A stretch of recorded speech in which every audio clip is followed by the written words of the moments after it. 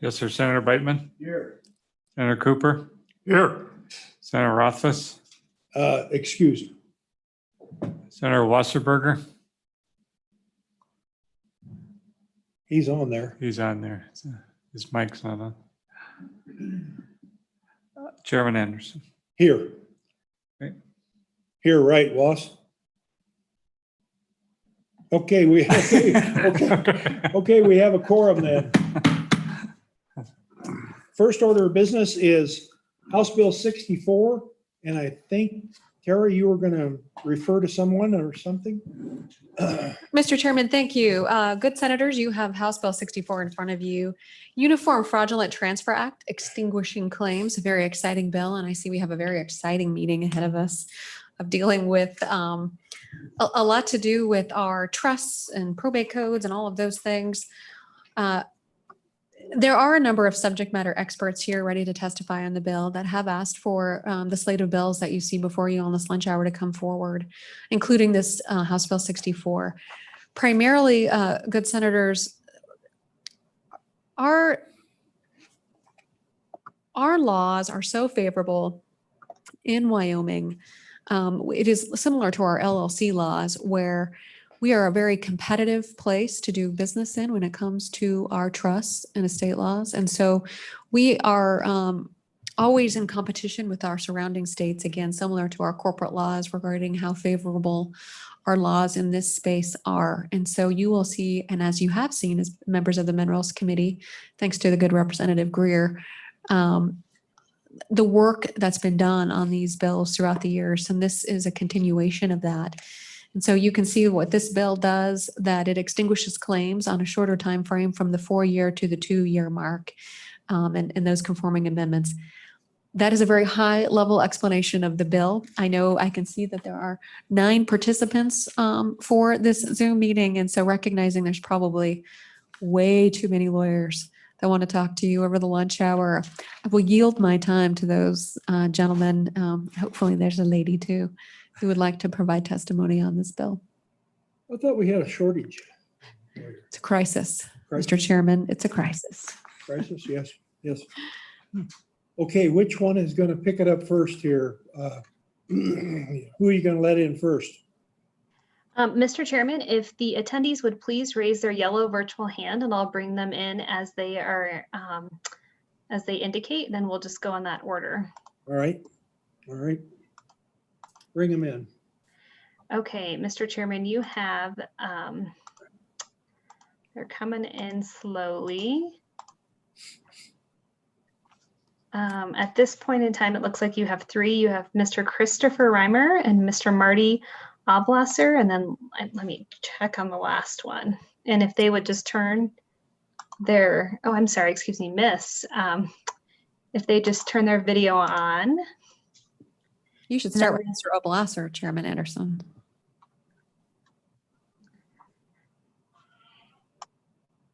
Who was the third one? Mr. Leonard, Robert. All right, who wants to start? If you don't mind, I will, Mr. Leonard, Robert Leonard from the law firm of Nicholas and Tangeman in Laramie. I will just kind of give a general introduction, and then Mr. Blasser will talk about this particular act, House Bill 64. There's an organization called the Wyoming Estate Planning Advisory Council. It's been in existence since 1998, and we have done virtually all of the drafting in trust legislation since that time, including the Uniform Trust Code and all amendments to it.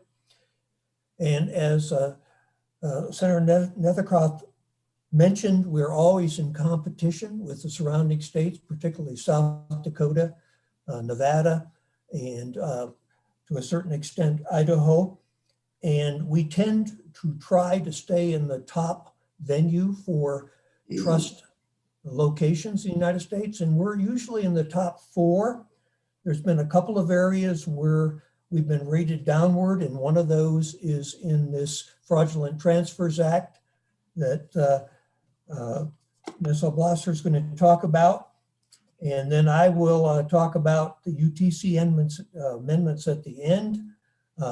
Mr. Reimer is going to talk about the changes to the Statutory Foundation Act. All of this legislation came about through this organization called WEPAC. And this year we were joined by the Wyoming Trust Association in drafting some of this legislation. So I will let Ms. Oblasser come in and talk about House Bill 64, which is the Fraudulent Transfers Act. And this has been one of the areas that we have been downgraded in for some years because of the length of the look back for fraudulent transfers. Ms. Thank Obla, you. do you want to go ahead? Yes, thank you. And good afternoon, Mr. Chairman and members of this committee. As mentioned, my name is Marty Oblasser, and I'm a partner with Corthell and King Law Office over in Laramie. I appreciate the opportunity to discuss House Bill 64 with you.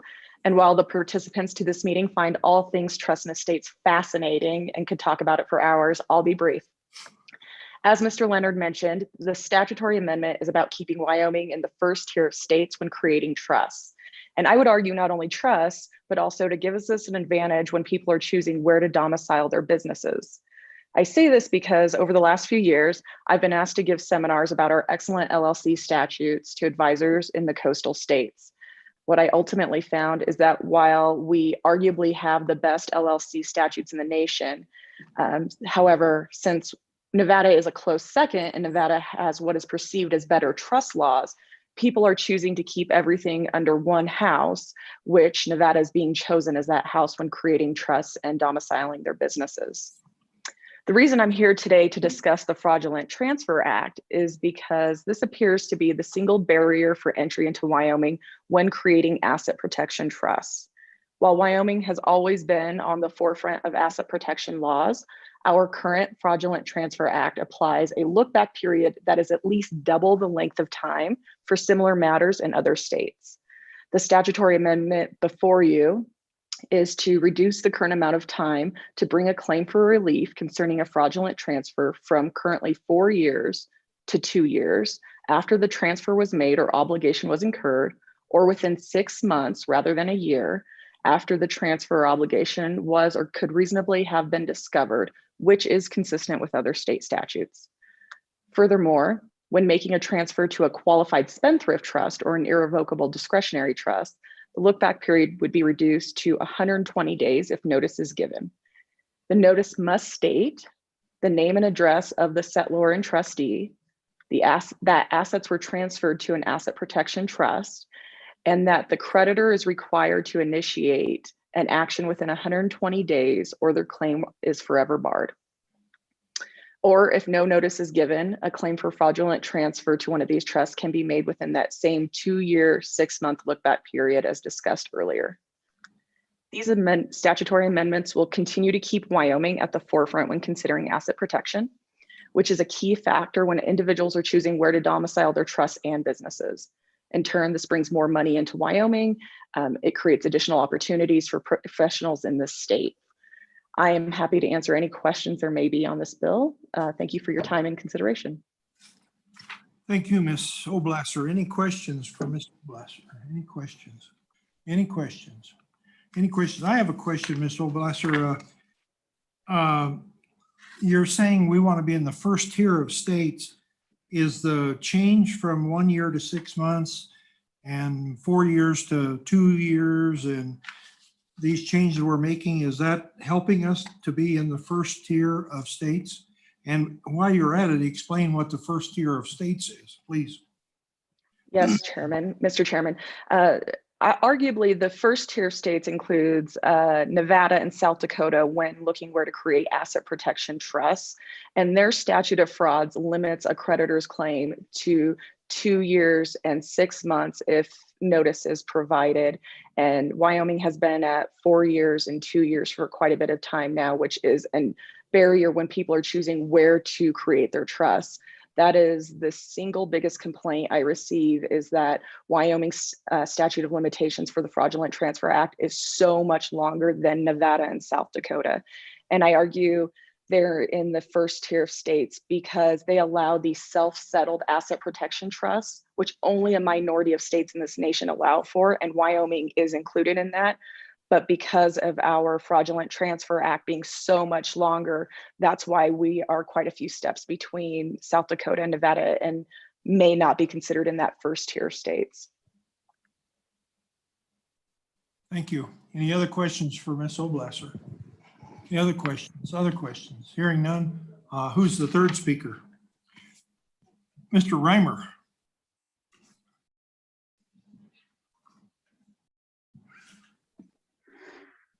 Mr. Chairman, I don't actually have any comments on the Statutory Foundation Act.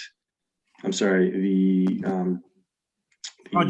Transfer. Fraudulent Conveyances Act, other than to say that I agree with Ms. Oblasser, and I'm a practicing attorney of 17 years. I actually testified when self-settled asset protection trusts using these statutes of limitations were first implemented, I think in 2005. And I agree wholeheartedly that it would be very helpful if we weren't singled out as a state having longer statutes of limitations than our primary competitors. Okay, so you're kind of sidestepping it then. Okay. Any questions for Mr. Reimer about his non-committal?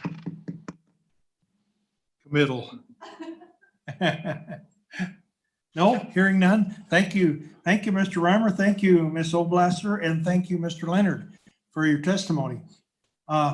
Is there any other public testimony? Anybody else raising their hand on the tube? No, Mr. Chairman. Okay. All right. Anybody else want to testify in person? I have a question, Oh, okay. Mr. Chairman. Senator, as I'm reading this, all this is doing is addressing the timeframes for the changes. Is that correct? Is that all we're doing today? Mr. Chairman, Ms. Nethercott, yes. yes, through you, Senator Cooper, that is correct. And providing additional clarification as to what a claim for relief needs to look like, Okay. which is what all of that additional language is there. But substantively, the primary changes really do have to do with reducing that statutory statute of limitations deadline from the 4 to the 2 years. Other questions? Other questions? Hearing none. Oh, Senator Wasberger, you have a question? Or are you just exercising? Thank you. You know, I need all the exercise I can get, Mr. Chairman, but thank you, Mr. Chairman. Just a really quick question, and always in the past,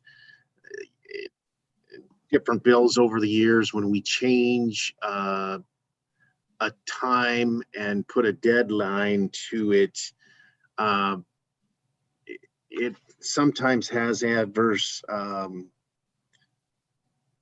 And so my question is, when we move the statute of limitations up by 2 years, is this going to cause any problems for anybody out there?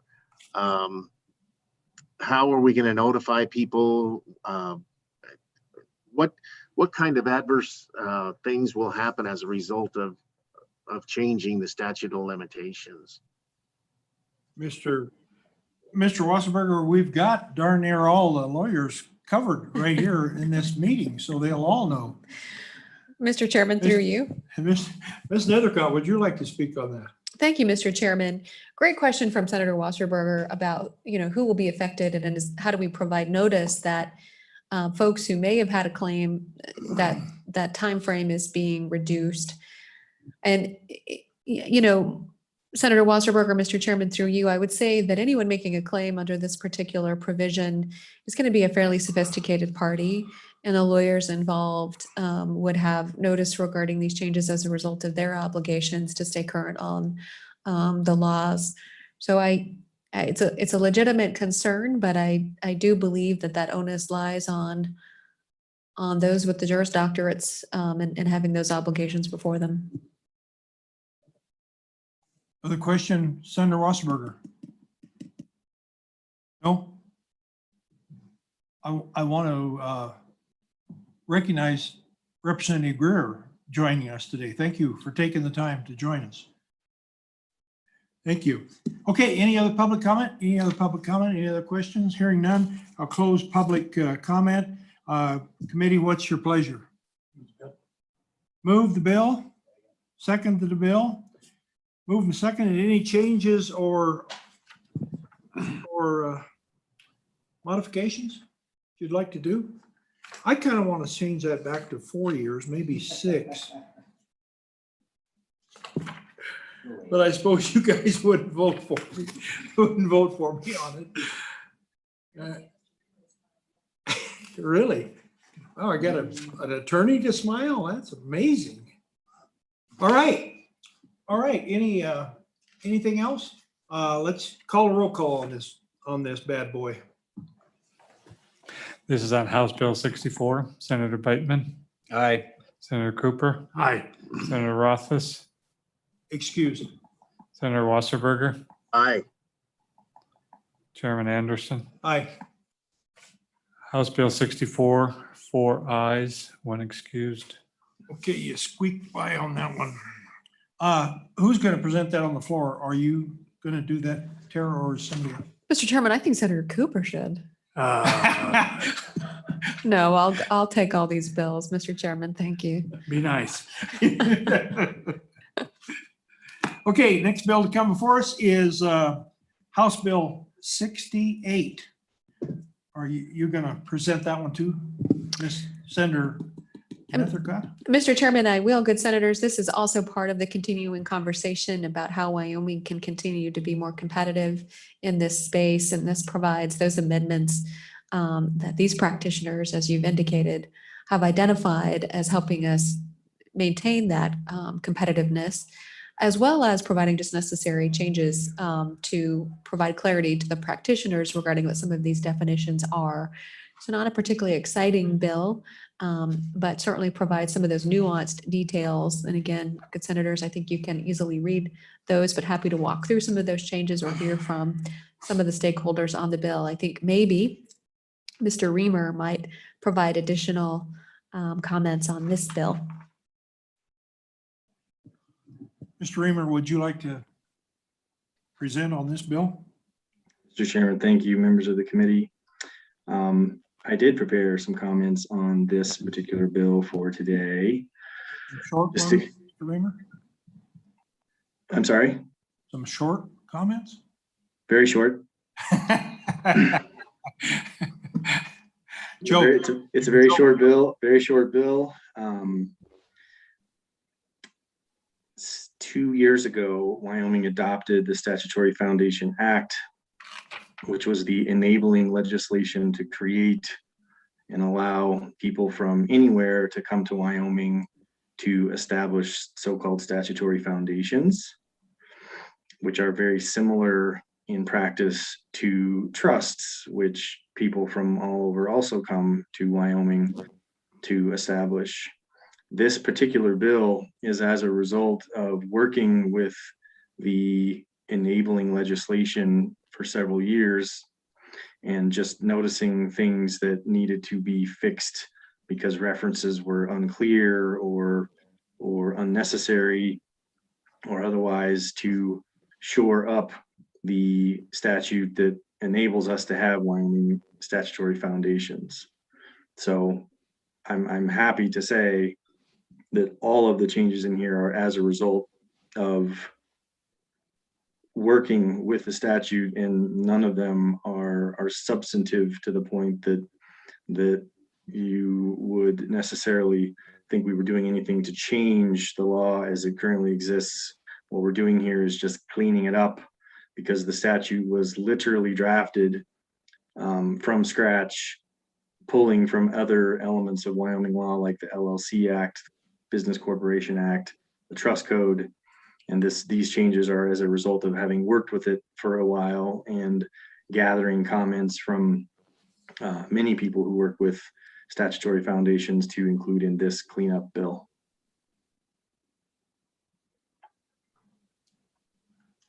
Is that it, Mr. Reamer? I would be happy to go into any further detail about the specific changes or Wyoming statutory foundations in general, if anyone would like me to. But as a general matter, yes, that concludes the summary of what we're proposing here. Any questions for Mr. Reimer? Any questions? Any questions? Any questions? But I've been delinquent to introduce another member of our legislature in the House, the Speaker of the House, in fact, Representative Barlow. Thank you for joining us. You'll come to see the best committee. Yeah. Mhm. Hey, I have a question. This founder, 1730-401, reservation to founder of power to amend. What's the definition of a founder? Is that the person that's writing the estate up, or how's that? Yes, the founder is essentially the same thing as what a settlor or a trustor or a creator of a trust would be. It's the person who's writing up the establishment of the entity. In the business world, it would be maybe the general partner of a partnership who's deciding to create the entity. So the organizer works for the founder, but the founder has the power to change or do all those things, not the organizer. Correct. The organizer is typically a person of convenience who can go and file documents with the Secretary of State on behalf of a founder. So like any registered agent in the state of Wyoming acts as an organizer for corporations, LLCs, and also statutory foundations. And are these all attorneys? The organizer and the founder? The founder is just the client, so it could be anyone in the world. It wouldn't need to be an attorney.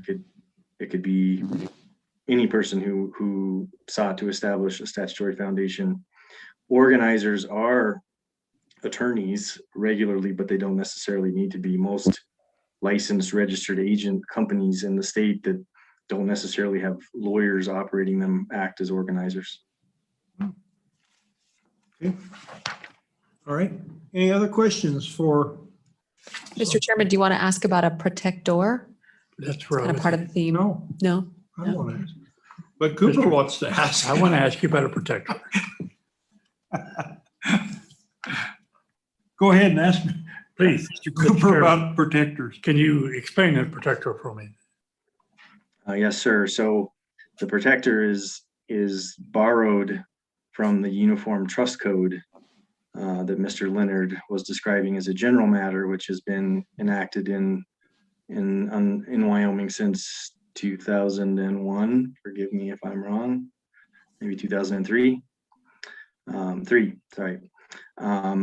So the protector is a third party who has the ability to ensure that things on behalf of a trust, or in this case, statutory foundation, are carried out.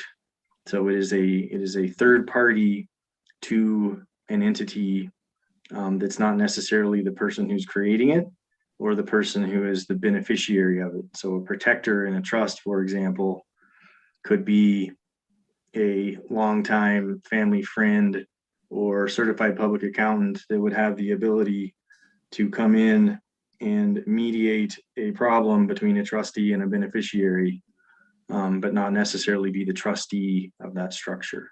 So a protector is a third party with power, basically to help the purposes of the entity move forward through time. Follow up, Ed? No, thank No. you. That's very I have clear. a follow-up there. Looks like we're kind of protecting the protector here. We're making him not personally liable for acts, omissions, and debts. Is that new to this? Mr. Chairman, it's just a clarification. The statute would allow for that to be the case even from its inception.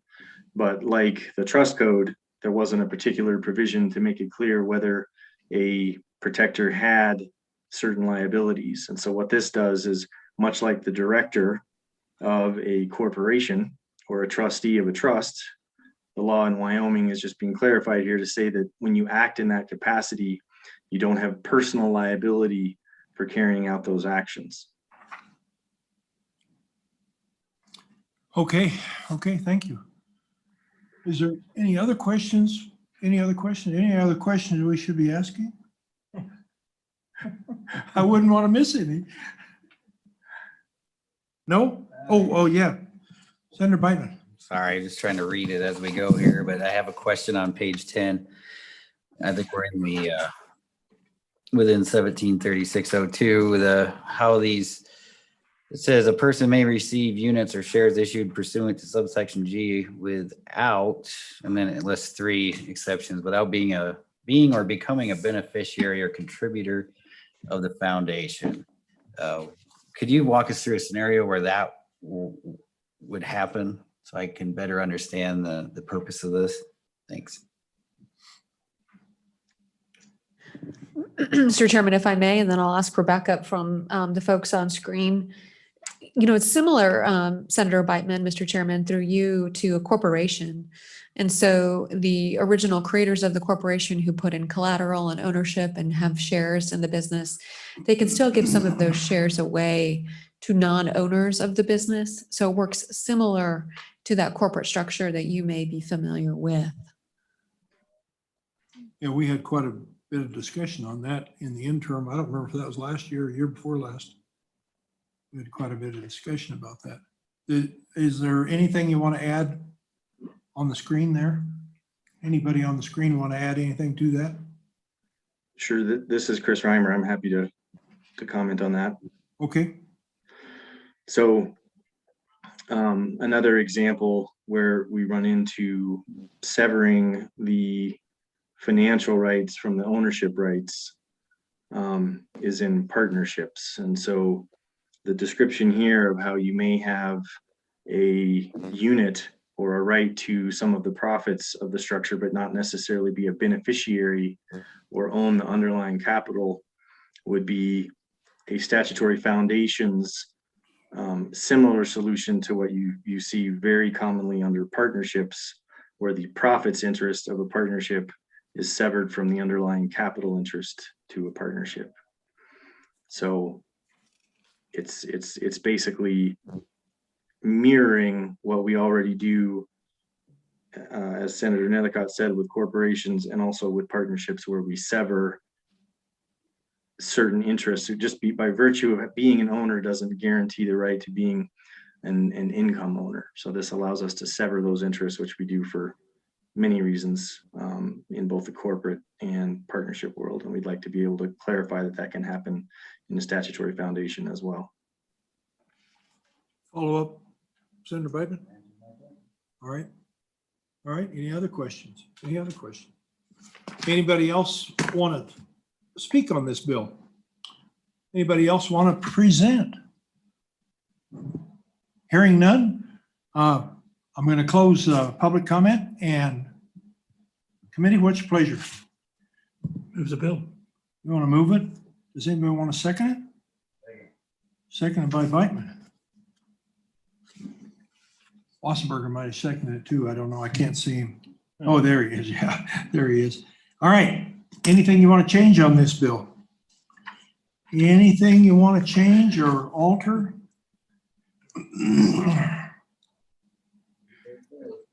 Really clear bill, simple as it could be. Simple bill, isn't it? Yeah. Yeah. That's another simple bill. Easy one, yeah. Another simple bill by Greer. Yeah. Greer. Yeah. Okay. Sensing you're ready to vote, please call the roll call. It's for House Bill 68. Senator Bateman, Aye. Senator Cooper, Aye. Senator Rothfuss, Aye. Senator Wasserberger, Aye. Chairman Anderson. Aye. House Bill 68, 5 ayes. And you'll present this? 1, 2. Senator? Thank you, Mr. Chairman. The good Representative Greer just provided me all the handouts, which I have not had thus far from the group, but it's me or Senator Cooper. Senator Cooper? You got this? You're up. I got it, Mr. Chairman. Thank you. Okay, all right.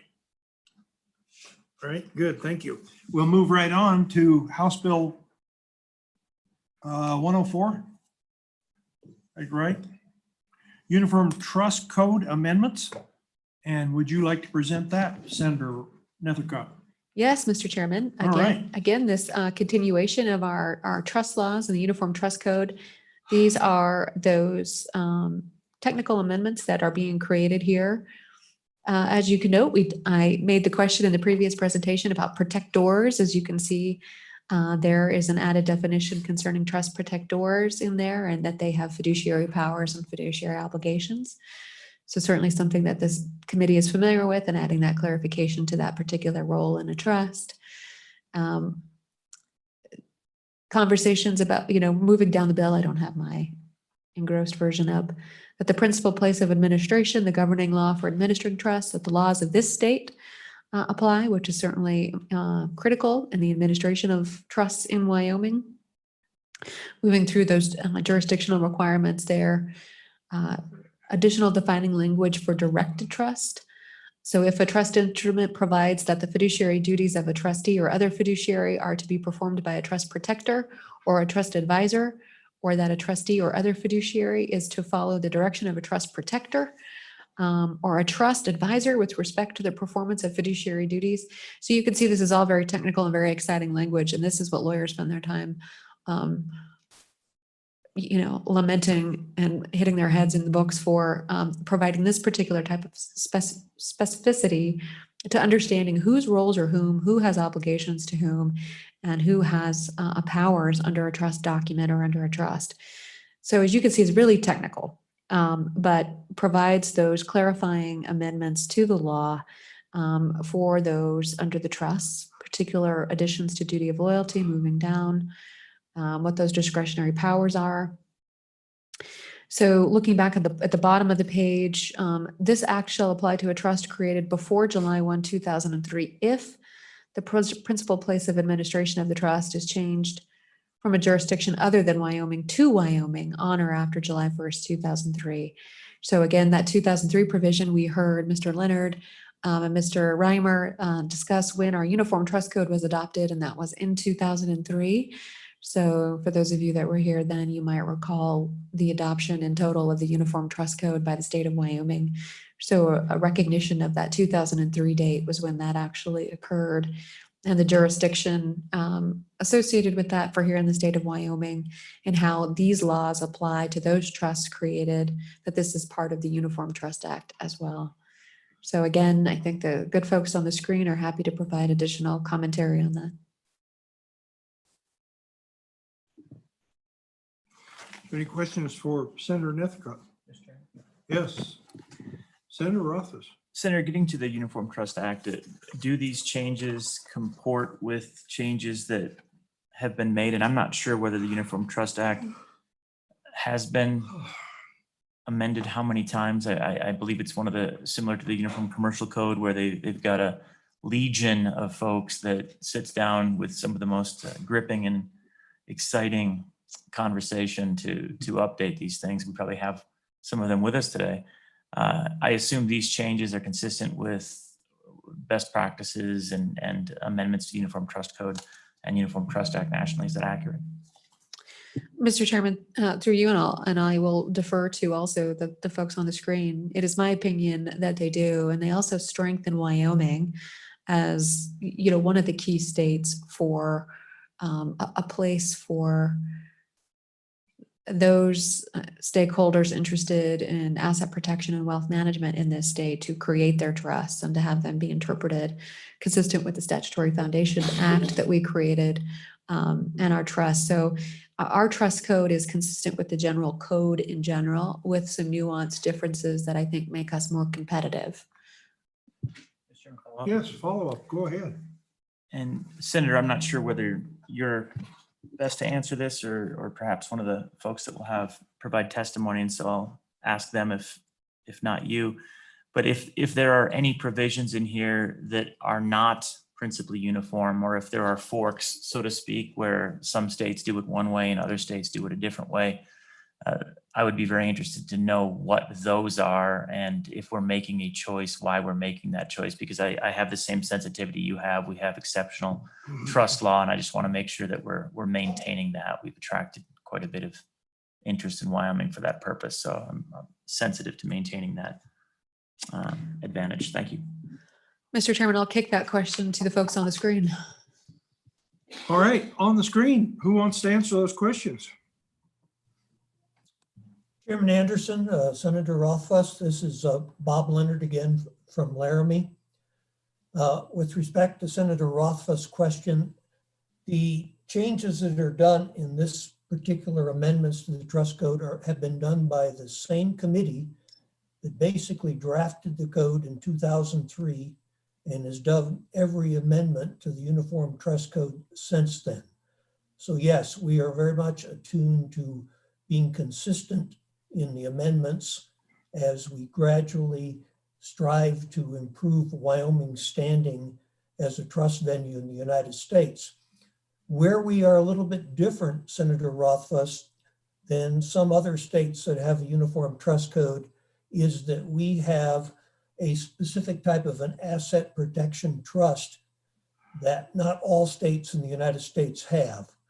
A minority of the states, about 20, offer asset protection trust where you can create a trust yourself, contribute your property to it, and gain asset protection. That's called a self-settled asset protection trust. And we have one trust that's called a qualified spendthrift trust, which has that attribute to it. And then we have a discretionary trust that also can give you self-settled asset protection trust. And some of these amendments to this act, particularly the addition of 507.1, is designed to say that Wyoming's different. And since Wyoming's different, a judgment that comes from outside the state cannot be enforced in Wyoming unless it complies with Wyoming law. And then some of these other amendments are along that same vein, that you have to take into account that Wyoming is among those 20-some states that have made a variant to the Uniform Trust Code to create these asset protection trusts, which, as when we started out, I don't believe you were here at that time, Senator Rothfuss, most of the purpose of all three of these acts today, 64, 68, and 104, are to keep Wyoming in the vanguard of trust administration states, because it brings trust to Wyoming, creates jobs in Wyoming for attorneys, for accountants, for trust officers. Does that answer any of your questions, Senator Rothfuss? Mr. Chairman, Mr. Leonard, absolutely. Thank you very much. That was very helpful. Mr. Leonard, now you brought up a vanguard of states. We had the first tier of states on that one bill. Is that similar to the first tier of states, or is this a new definition? I'm sorry, Chairman Anderson. It's basically the same definition. We're trying to stay within that top tier of states. If you want to refer to it as a vanguard top tier, we'd like to be we'd like to be number one, but if we can't be number one, we'd like to be number two or number three. Good, good. Any other questions for Mr. Leonard? Other questions for Mr. Leonard? I can't see Was, so I don't know if he has a question or not. No other questions for Mr. Leonard? Is anyone else on the screen going to speak? No one else on the screen is going to speak? No, Mr. Chairman. Okay, all right. We'll close public testimony. Are we closing it? Oh, okay. We'll close public testimony. Committee, what's your pleasure? Move the bill. Moved by Rothfuss, That's me. seconded by Cooper. Any changes to the bill you'd like to make? Would you like to change some of this wording or anything? Yeah, let me just change a few things. Yeah, why don't we change a few things here? That'd be brilliant. Question on the bill. Questions been called. Can you run the roll call, please? Voting on House Bill 104, Senator Bateman, Aye. Senator Cooper, Aye. Senator Rothfuss. Aye. Senator Wasserberger, Aye. Chairman Anderson. Aye. Aye. House Bill 104, 5 ayes. And Senator Nethercutt, are you available to present this one too? Well, Mr. Chairman, if I confess, I was starting to look at that bill as if I was, and I thought, what is this? I don't know the name. Somebody, I'm not sure I can wing it. So no, I'm not. I'm actually not a co-sponsor on that bill, and I don't know anything about it. You are too, Looks- You are. but it looks- co-sponsor. You and Cooper. Yeah. No, on this last bill, yes, I've got this last bill, but the next one up, The next one, yeah. Speaker Barlow's Oh, bill. Gotcha. I was reading that, trying to go, I No, don't remember no, this. you don't. Did I do that? You won't have to do this one. Okay, next bill for us to hear is House Bill 102, Wyoming Preference Act of 1971 amendments. And the Speaker of the House is going to present to us here on this one.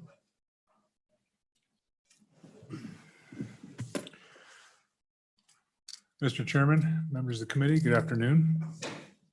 Good afternoon. I will proceed at your pleasure. You're ready. You're Okay. ready. Go for it. So members of the committee, thank you very much. There's a lot of echo in this little thing right here. I don't know what it feels like to you up there, but can you hear me well enough? Yeah. If I stay back a little bit? Thank you. So what I bring to you today is House Bill 102. House Bill 102 is a bill about the exception, not the generality. Meaning what we're going to talk about here is in Wyoming, as you know, we want Wyoming citizens to have the first opportunity to work on public works projects. I want to be very clear about that. If you look in the line 2, this only has to do with public works projects where public monies are being spent, whether by the state, by a county, by a local government, special district, etc. So that's what we're meaning by public works. And what was brought to me by members in my community who do the general contracting, whether they be folks that build horizontal things such as roads or infrastructure, et cetera, or they're folks that maybe build vertically, i.e. buildings, is there are times when it is difficult to get either the number of employees they need or specific skill sets. And there are experts in the room and hopefully folks that will be joining us via virtually to give testimony to some of the challenges they have. And they did provide that testimony on the House side. So I think probably the easiest thing to do, Mr. Chairman, is just to walk quickly through the bill. It's a relatively short bill. It has basically 3 components. But I want to be clear, this is about the exception. We want Wyoming citizens to have the first opportunity to work on projects, public works projects in the state of Wyoming with public money. Just like we have a contractor bid preference and we have a material bid preference in statute as well. And you folks have dealt with that before. So probably the first thing, we'll just flip to page 2. Obviously it's definitions. Some of these things are just cleanup, such as resident and adding Wyoming laborer. But the first thing in line 6 and 7, you will see some stricken language 1 year, and you will see some new language 90 days. Now in the original bill, my draft, what I presented was to just strike the 1-year residency. And after discussions and further understanding in the House side, we decided, folks should have some level of commitment to Wyoming and to living here and wanting to stay here. So 90 days seemed to be that place where everybody felt comfortable. And there's a reason why when we get to page 3, you'll see why 90 days seem to fit. And maybe I'll just jump ahead and say is because what we're asking for them to be able to do is not work by the job, because currently the process is if there's a bridge on one end of town and the city is doing it, and contractor A has that bridge job, and there is a overpass, i.e. not a bridge over a body of water, but an overpass over another road, and the same contractor has it, they would have to have 2 exceptions to have the same person work on that road. And they couldn't work on those 2 jobs at the same time. I mean, you couldn't work Monday through Wednesday on one job and then wait, and you'd have to wait to be completed and go off of that job before you could go work on the other job. So what we're trying to do is streamline this. So what we've done is 3 months, you can, if you've been here 3 months, you're going to be considered resident later. And then instead of going job by job, you can work any job that that contractor might have that they cannot find a resident worker for within 9 months. So really, this is a recruitment of workers to Wyoming. 3 months, get here, do work, and then for 9 months, hopefully by then, they're actually considering we're going to stay here. Because what we have is we have snowbirds that go south. Guess what? We have construction birds that come north, and they work here for their months, and then they may disappear. So, so that's the 90 days, 1 year. Proof of residency, currently in rule, all of this is new language, the bottom of page 2. So current driver's license, that's in rule. The next one is not in rule. And this was felt to be important, certainly in my community, is we have a lot of folks who, are working, going out of state for school, or they're coming out of the military. Their home of residence is Wyoming, and they're getting discharged, and they're being treated as a non-resident when it comes to this. Now, you can change your address, your home of record on your military record, but still there was a question whether they would actually be Wyoming residents. When I discharged from the military, home of record was Wyoming.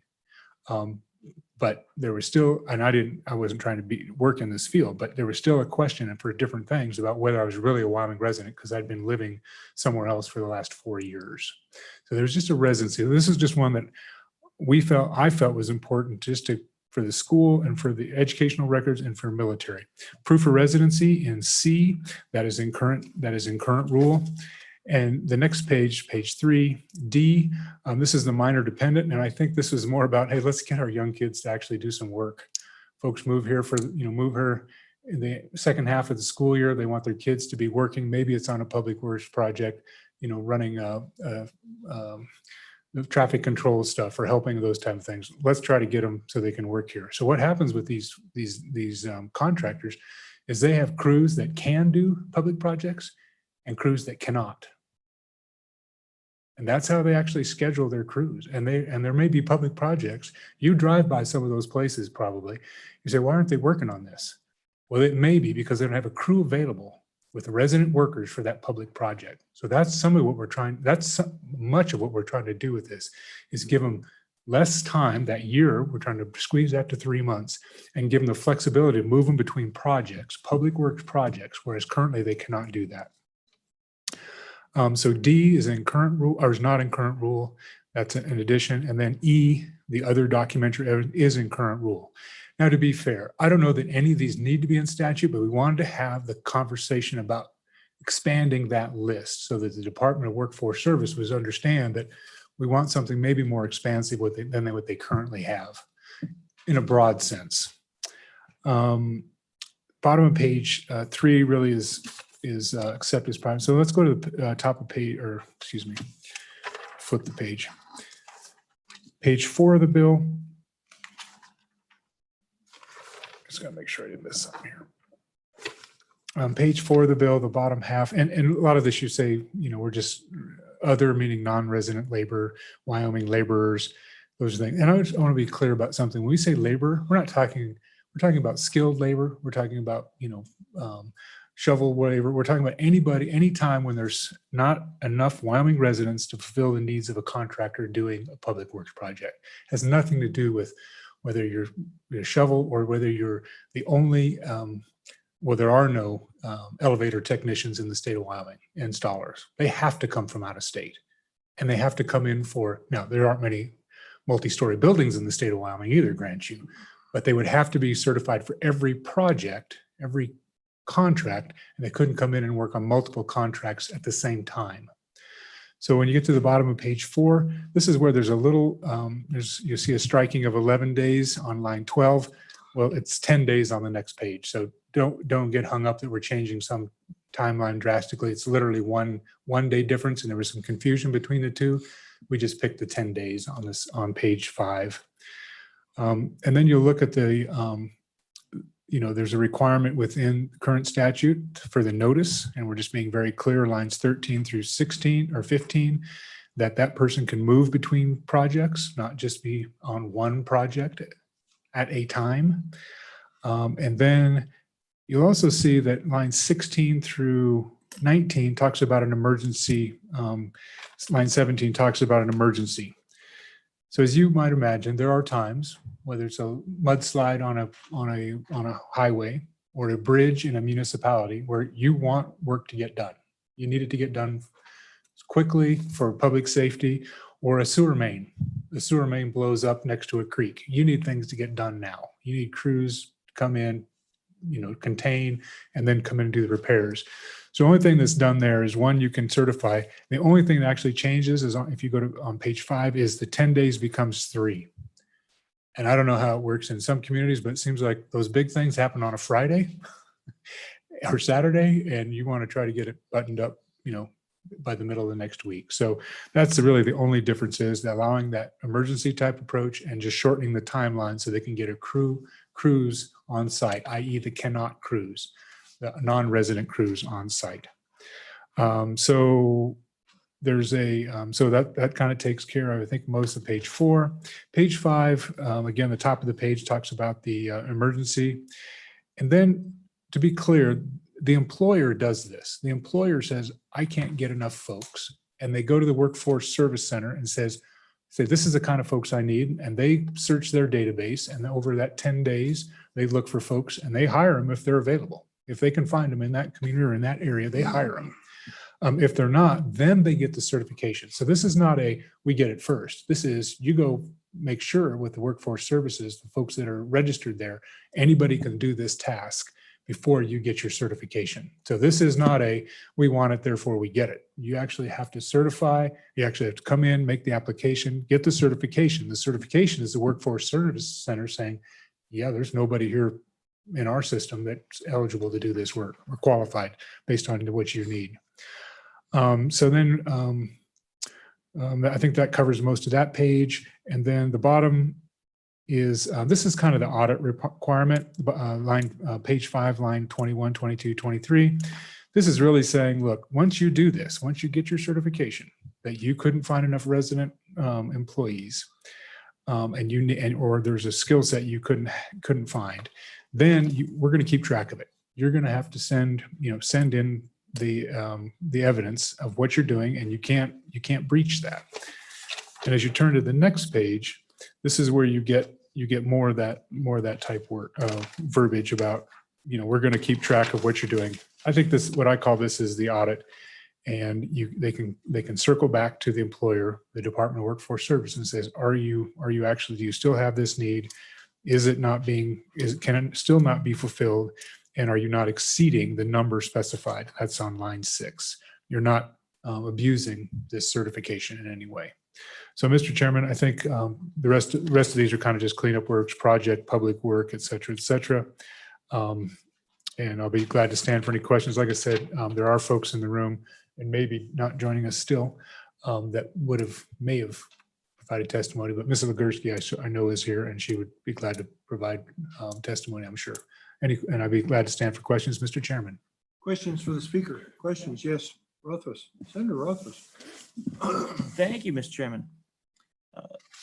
Speaker Barlow, on the page 2, ruminant 2, the resident or Wyoming labor definition, and then we've got some provisions below.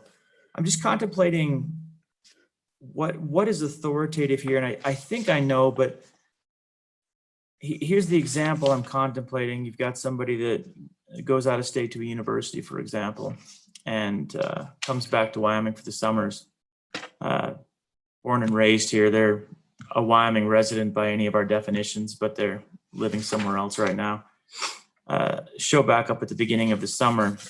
They have not resided in the state of Wyoming for at least 90 days preceding the moment, the application for employment. So they're trying to get some summer labor, but they probably meet every one of the provisions for proof of residency below. And so the challenge I have there is that the proof of residency below does not prove what you're saying above, if that makes sense.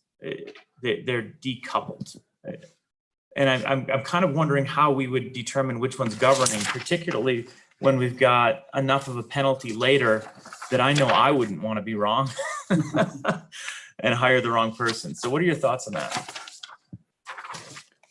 Mr. Chairman. Yes. Thank you, Mr. Chairman. So, and I should have said something about the penalties. No employer wants to violate these. The first year is a penalty. The second year is a prohibition from working on public projects. Mhm. Nobody has any interest in that. And I assure you, at least the folks that I deal with or that I've interacted with in my community, they take it very seriously. This is a big thing. So it's interesting what you bring about the 1 year and the scenario you lay out, because in current statute, they still wouldn't be eligible. And as I said, whether these are in law or not, if you look at current rule, they would still not be eligible potentially. So what we're trying to do is highlight there's some other avenues that we would like people to be eligible for. Now, if you chose to strike all this proof of residency and just let the department do that through rule and not get into that kind of detail here, I certainly respect that. And we had that conversation on the House side.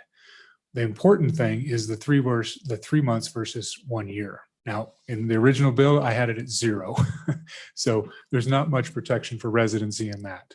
But, and I grant you that. So 90 days, and then you add the 9 months, what kind of the thought is then you're going to get people here. They'll be on the cannot crew for 90 days. Then they go on the can crew. They can work more broadly. And then they might just say, you know, it's good enough. I'm moving my family here. I'm just going to stay here.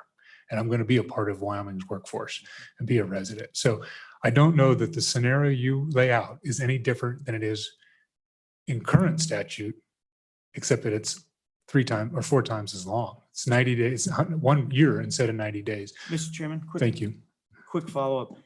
I agree that, I mean, the intent here is better, and I'm not arguing with the intent. I'm arguing with how it would play out in the language, because the existing statute doesn't have ambiguity. It's overly restrictive, but it's clear to me. This has a 90-day requirement, but the evidence doesn't prove the 90 days, but suggests that it proves the 90 days, if that makes sense. I mean, my A provision, and this is a series of or statements, I believe. Is it or statements? I don't see an and or an or. Through any of the following documents. All right, if I have a current Wyoming driver's license, this affirmatively states that I have proof of residency. But lines 6, 7, and 8 say that that I have to have resided in Wyoming for 90 days. Those are conflict's not quite the right word, but one does not prove the other, but it suggests that it does. And therein lies my concern. Mr. Chairman, Yes. so my understanding how it's currently done is, and this is in the rule part, this is why I don't have the rules in front of me, but currently is if your license, your driver's license was issued a year or greater prior to your application or your employment, then you would qualify as, if it was 6 months, then you would not be qualified as a resident. So, and that's been done in rule. As I said, if you don't like the tension, whether it's good tension or not good tension, the tension that's created by this list, by this proof of residency and the criteria, I think it's fine to take it out, because actually current statute or current rule does not have it, as you correctly point. It's handled in rule. But my point is, in rule, they're saying if you got your driver's license currently within the last year, you're not eligible as a resident. Because they're looking at the date of issuance of that license. Right. Thank Mr. you, Mr. Chairman, Chairman. as an exclusion, but not as a permissive, and I see them as, I see your point. Thank you, Mr. Chairman. Other questions for the speaker? Other questions for the speaker? Hearing none. Thank you, Mr. Chairman. Thank you, Mr. Speaker. I'll stand by, and Is there'll there- probably yeah. be some others. Is there some others that would like to speak on this from the, Mr. Chairman, there are 3 gentlemen on Zoom. We have Mr. Wolf, Mr. Mansfield, and Mr. McCallum. If they'll turn their video on. I think I'll take the in-person people first, but stand ready on the tube there. Please.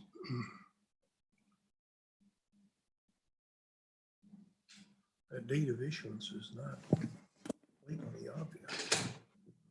Yes, please state your name.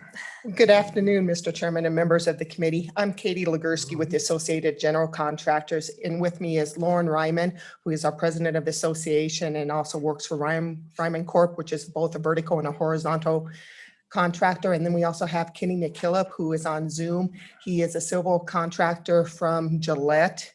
And I know time is running short, so I'll be very, very quick. The speaker did an excellent job of walking through the bill. This bill is for the exceptions. And just to give you guys idea of what our workforce looks like in the off season, companies that they have about 75 employees, they will jump up to 200 to 250 employees during the heart of the construction season. If they're about 100 employees during the off season, they can jump up as to 250 to 350 employees.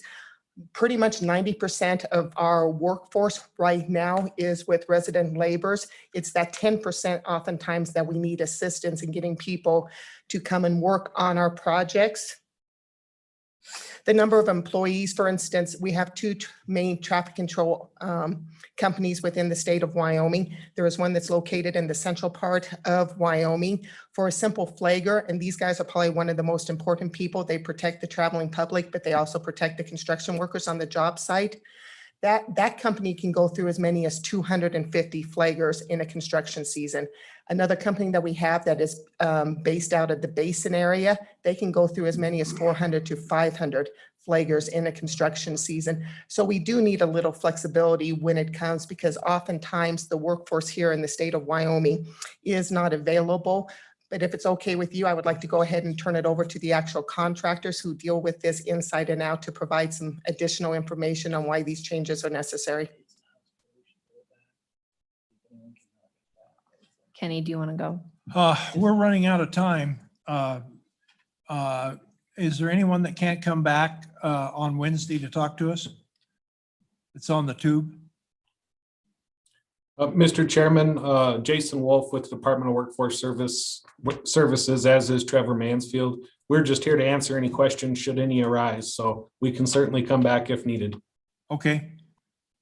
And Mr. Chairman, Kenny McKillop from DRM, he can physically be here on Wednesday to testify, so it's not a problem. Okay. Okay. Let's do that then. We're going to lay it back until Wednesday and hear the rest of the testimony and take care of it then. Thank you very much. Thank you. Thank you. So we have one bill that we're going to hear, House Bill 102, on Wednesday to finish it up. And we have three that we passed. We passed the one that I wasn't here for, is that right? Yes, we did. 64, Yeah, and that's just. 64, 68. Yeah. And Nethercott's going to present. Okay. Thank you. We're adjourned.